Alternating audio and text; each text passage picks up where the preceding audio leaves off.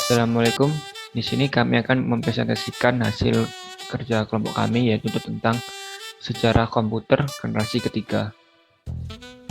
Sebelum memasuki materi, kami akan membacakan nama anggota kelompok kami, yaitu Anggraini Putri Utama, Feby Media, Wanda Nadifa, Muhammad Iqbal Hafiz Setiawan, yaitu saya sendiri. Yang terakhir adalah Irfan Hidayat. Untuk pertama yaitu pengertian arsitektur komputer. Menurut Barani Fahri dan kawan-kawan dalam buku Arsitektur dan Organisasi Komputer tahun 2020, arsitektur komputer adalah konsep perencanaan serta struktur pengoperasian dasar dari sebuah sistem komputer. Arsitektur komputer juga dapat diartikan sebagai ilmu yang mempelajari tentang cara menghubungkan berbagai komponen perangkat keras hingga terbentuklah sebuah komputer. Untuk selanjutnya akan dipresentasikan oleh teman saya. Halo, penjelasan selanjutnya adalah mengenai sejarah komputer generasi ketiga. Nah, pada generasi ini mulai mengenal sirkuit terintegrasi atau IC. IC dibuat pertama kali oleh Jack Kilby dari Texas Instruments dan Fairchild Semiconductor pada tahun 1958. Teknologi inilah yang menjadi ciri utama dari generasi ketiga ini. Komponen IC berbentuk hybrid atau solid dan monolitik. SLT atau solid tadi adalah dioda yang diletakkan terpisah dalam satu tempat, sedangkan monolitik atau MST adalah transistor, dioda, dan resistor yang diletakkan bersama dalam satu chip. Nah, dalam segi ukuran SMT memang punya ukuran yang lebih kecil nih, tetapi mempunyai kemampuan yang lebih besar dibandingkan dengan SLT. Jadi walaupun transistor dalam banyak hal mengungguli tube vakum, namun transistor menghasilkan panas yang cukup besar yang dapat berpotensi merusak bagian-bagian internal dari komputer. Maka dari itu, penggunaan batu kuarsa dapat mengatasi masalah tersebut. IC mengkombinasikan 3 komponen elektronik dalam sebuah piringan silikon kecil yang terbuat dari pasir kuarsa. Para ilmuwan kemudian berhasil memasukkan lebih banyak komponen-komponen ke dalam suatu chip tunggal yang disebut dengan semikonduktor. Hasilnya, komputer menjadi semakin kecil karena komponen-komponen dapat dipadatkan dalam chip.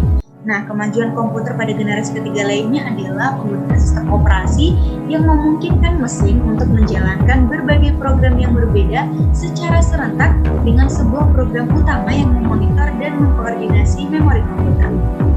Nah, penjelasan selanjutnya akan dijelaskan oleh teman saya. Selanjutnya, saya ingin menjelaskan mengenai sifat-sifat komputer generasi ketiga. Pertama, ukurannya lebih kecil dari komputer generasi kedua. Kedua, mulai mengenal multiprogramming dan multiprocessing. Ketiga, adanya integrasi antara software dan hardware dalam sistem operasinya. Keempat, proses sangatlah cepat.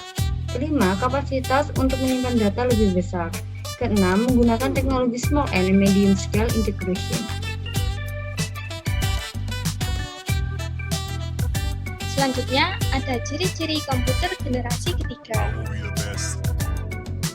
Yang pertama, komponen elektronikanya dari integrated circuit atau IC yang berbentuk lempengan atau chip.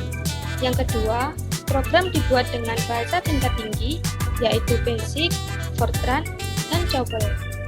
Yang ketiga, sudah menerapkan konsep multiprocessing dan dapat menjalankan program lebih dari satu multiprogramming dalam waktu yang bersamaan. Yang keempat, sebagai titik awal fenomena mikrokomputer. Yang kelima, komputer menjadi lebih kecil dan lebih murah.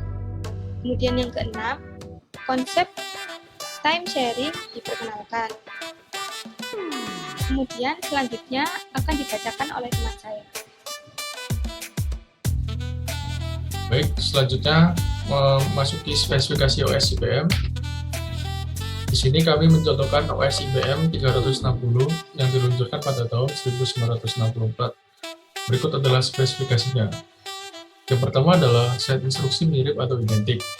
Dalam kelompok komputer, ini berbagai model yang dikeluarkan menggunakan set instruksi yang sama, sehingga mendukung kompatibilitas sistem maupun perangkat kerasnya atau hardware. Yang kedua adalah sistem operasi mirip atau identik. Ini merupakan fitur yang menguntungkan konsumen, sehingga apabila kebutuhan menuntut penggantian komputer, tidak kesulitan dalam sistem operasinya karena sama. Yang ketiga adalah kecepatan yang meningkat. Model-model yang ditawarkan mulai dari kecepatan rendah sampai kecepatan tinggi untuk penggunaan yang dapat disesuaikan konsumen sendiri. Jadi di sini dimasukkan konsumen dapat memilih sesuai keinginan atau kebutuhan mereka tentang kecepatan dari OS ini. Terus yang keempat adalah ukuran memori yang lebih besar. Semakin tinggi modelnya akan diberi semakin besar memori yang digunakan.